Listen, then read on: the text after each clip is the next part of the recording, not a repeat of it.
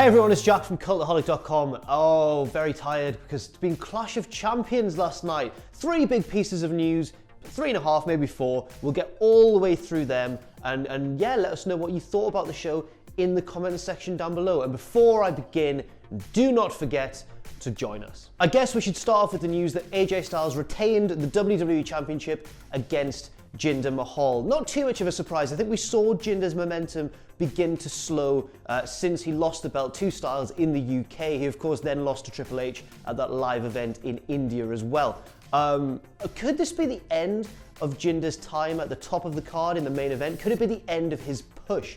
I can't see too many obvious candidates for him to feud with in terms of big baby faces on SmackDown. He's obviously wrestled Randy Orton a couple of times and also Nakamura. So I'm not really too sure where he goes from here, but I think it's probably safe to say that his time as a top level heel may be coming to an end. So great news there for AJ Styles fans. I'm sure that booking decision went down very, very well online. Secondly, it's time to talk about a potential heel turn for Daniel Bryan. Now, Bryan was obviously one of the 2 referees in that very convoluted tag match between Randy Orton and Shinsuke Nakamura and the heel team of Kevin Owens and Sami Zayn. Shane and Daniel Bryan kept stepping on each other's toes. They would occasionally both go down for the same pinfall. It was very confusing, very strange. Then Daniel Bryan, I wouldn't say he has turned heel yet, but it certainly appears to be in the works. He accidentally broke up a pinfall when Kevin Owens pushed him onto Shane McMahon. Shane was furious. Then Shane, very heelishly, just refused to count a pinfall for a Sami Zayn roll-up. And then Zayn did another roll-up, and then Daniel Bryan did a big old fast count, and that led to the heels winning. And then he even lifted their arms on the ramp while Shane stood in the ring with the babyfaces and kind of stared them down. It was very heelish behavior from not just Daniel Bryan, but Shane as well. But it looks as though the seeds for a Bryan heel turn are firmly in the works. Thirdly, let's talk about the only title change on this pay-per-view, and a very surprising one as well. I don't think it's one that too many people would have predicted. Dolph Ziggler is the new United States champion. Ziggler, I think it's fair to say, was probably the least fancied of all 3 guys in that triple threat match. Most people would have had either Baron Corbin retaining or Bobby Roode as the new champion, but no, it's Dolph Ziggler, which is very strange considering his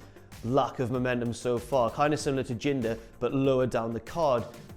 He's not been really received too well by fans. His whole gimmick with like the kind of the anti-showstopper thing without any entrance music, that whole thing hasn't really gone down too well, but hopefully this represents a new fresh start for Ziggler. One big positive is that the match was a good one, much better than I think many people would have expected.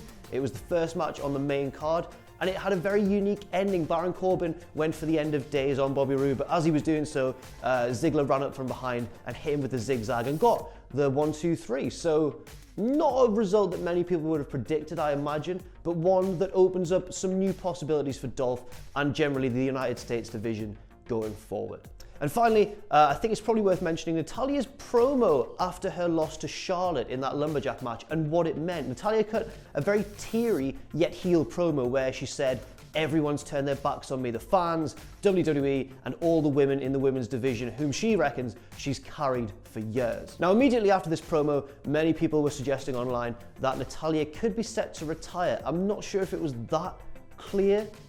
She seemed like she'll be back with a vengeance in some capacity rather than just outright leaving and retiring. I think turning her back is more of a metaphorical thing than literally turning her back and leaving WWE. But I don't know, Natalya spent a lot of time there. Obviously, her husband, Tyson Kidd, is on the shelf. Maybe she wants to spend more time with him and maybe, you know, pack in wrestling for a little while. But my gut instinct says that we'll see her again in the near future. So I think that's all the major talking points from WWE Clash of Champions. I've been Jack from Cultaholic.com. Do check us out on Twitter at Cultaholic. Check me out at Jack the Jobber. And don't forget as well to look at our Patreon if you enjoy what we do. There's a system of rewards and all the good stuff. And finally, of course, never forget to join us.